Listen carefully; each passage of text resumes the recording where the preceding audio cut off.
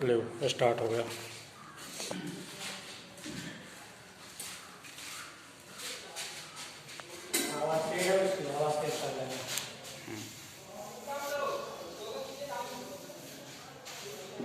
हाँ, तो सभी विद्यार्थी ध्यान दें, आज पहली ऑनलाइन क्लास है।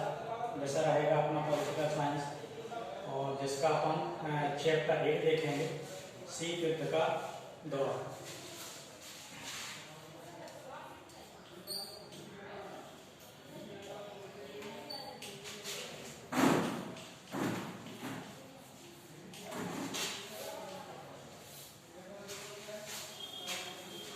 देखिए, ये जो घटना है शीत युद्ध का दौर अंतर्राष्ट्रीय पटल पे बहुत इम्पोर्टेंट थी, और द्वितीय विश्व युद्ध के बाद इस घटना ने पूरे विश्व राजनीतिक समीकरण को बदल कर रख दिया था। क्योंकि जर्मनी और जापान के खिलाफ जिन देशों ने युद्ध में भाग लिया था, चाहे हम अमेरिका की बात करें, रशिया की बात करें, उस युद्ध के दौरान ही कुछ ऐसी गतिविधियां घट गई थी जिनके कारण इन दोनों महाशक्तियों के बीच में एक मनमुटाव पैदा हो गया था।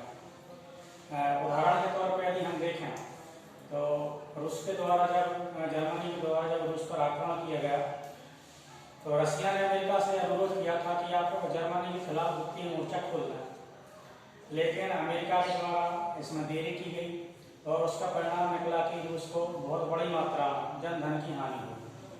तो पहला कारण ये आता है, और इसी को हम तात्कालिक कारण में भी देखते हैं। और दूसरा आता है अमेरिका के द्वारा जापान पर परमाणु बमों से हमला करना।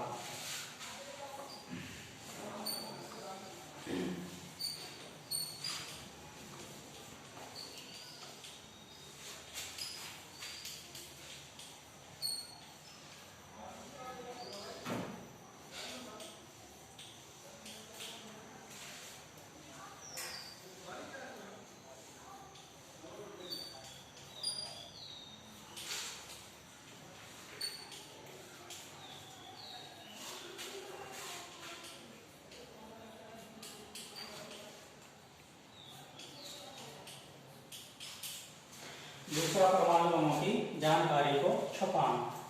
यही वो दो कारण थे जिनके कारण शीत युद्ध प्रारंभ हुआ, और इसकी शुरुआत द्वितीय विश्व युद्ध के ठीक बाद से मानी जाती है। यदि हम सन की बात करें तो 1945 से।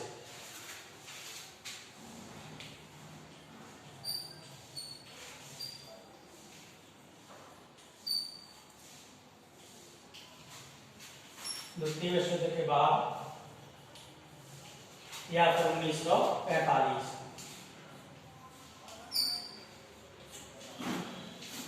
और यहीं से शीत युद्ध की शुरुआत इन दोनों देशों के बीच में प्रारंभ हो जाती है।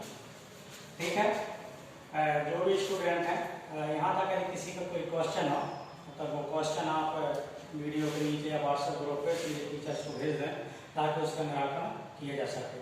डायरेक्ट आप बात भी कर सकते हैं। इसके बाद तीसरा,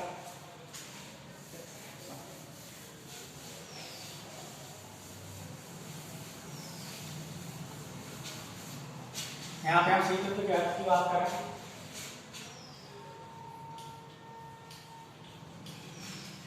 देखिए, शीत युद्ध का अर्थ क्या निकलेगा, जैसा कि नाम से स्पष्ट है, शीत युद्ध।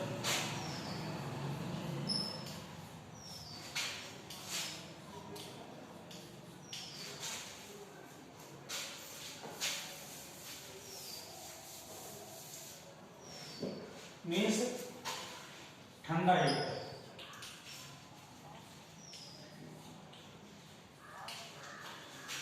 नाम से ही स्पष्ट है, इसमें किसी भी तरह के हथियारों का इस्तेमाल नहीं किया जाता है। और दूसरा, ना ही किसी देश की सेना आमने सामने आती है, और ना ही किसी युद्ध में नाम का मुकाबला होता है। फिर क्या होता होगा?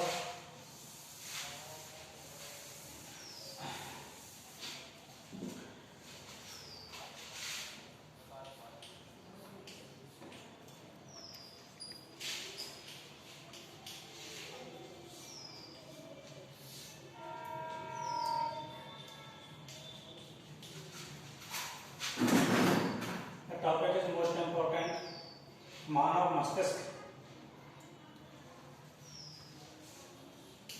यह युद्ध केवल मानव मस्तिष्क में ही लड़ा जाता है,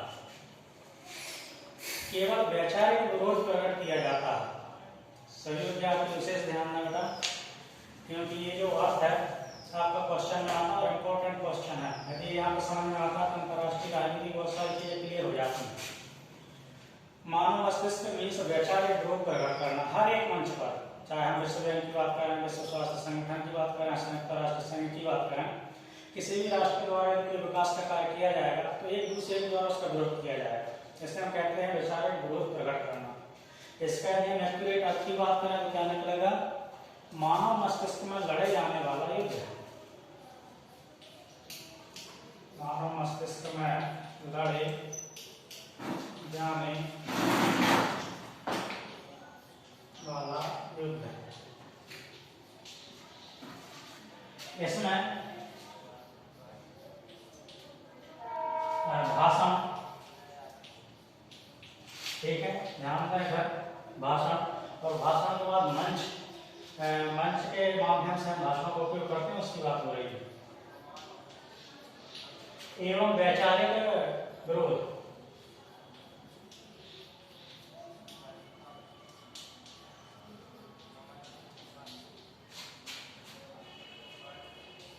वैचारिक विरोध का प्रदर्शन किया जाता है।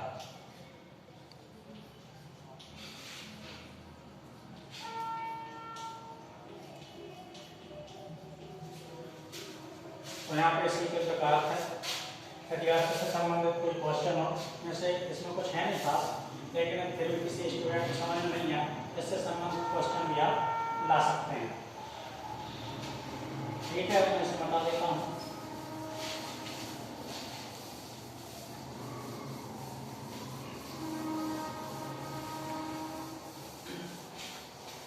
बात हो रही थी शीत युद्ध के तात्कालिक कारणों की, जैसे कि दो को मैंने बताया आपको। पहला था अमेरिका का द्वितीय मॉडल का देश से खोलना, और दूसरा था अमेरिका के द्वारा परमाणु बमों की जानकारी को छिपाना। यहाँ तीसरा तीव्र मिसाइल संकट।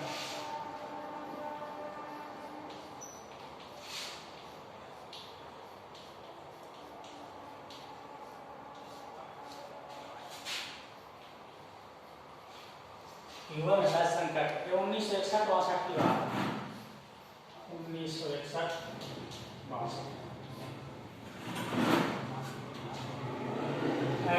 यूरोपीय देश है और यूरोपीय देश में अमेरिका ने अपने जलप्रपात को स्थापित करने के लिए अपनी नौसेना को भेजा था।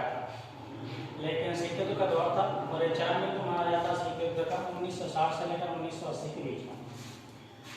और अमेरिका ने ये मान के चला था कि यदि क्यूबा तक रूस की मिसाइलें आ जाती हैं तो कहीं ना कहीं यूरोप में सोवियत विचारधारा हावी हो जाएगी, जिसका परिणाम निकलेगा कि पूंजीवाद सफलता चला जाएगा। और इसी के विरोध में अमेरिकी सेनाओं ने सोवियत संघ की नौसेना को रोकने के लिए अपनी सेना भेज दी। अमेरिका का जो सबसे शक्तिशाली बेड़ा, जिसे हम कहते हैं सातवां बेड़ा, उसे भेजा और दोनों देशों की सेनाएं आमने सामने हो गई थी।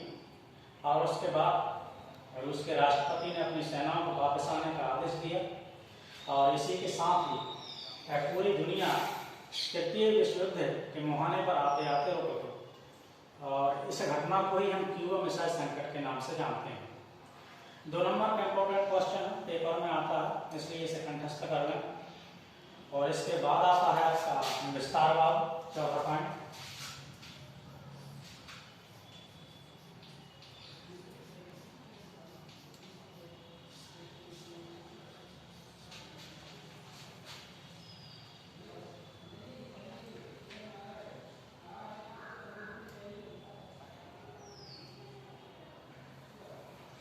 विस्तारवाद में दोनों देशों की जो विचारधारा है, आप सभी को पता है कि अमेरिका पूंजीवाद का समर्थन करता है और रशिया साम्यवाद का समर्थन करता है। और दोनों खेमों का ये विचार रहता है कि ज़्यादा से ज़्यादा दुनिया में उनकी विचारधारा प्रचारित हो, ताकि उनके देश को एक महाशक्ति के तौर पर जाना जा सके, उसका कोई विपक्ष में तैयार ना हो। और इसी क्रम में दोनों देश लगे रहते हैं और तदंतर क्रमानुसार एक दूसरे की गतिविधियों को विरोध करते हैं, जिसे हम विस्तारवाद के नाम से जानते हैं। अगला प्रतिस्पर्धा।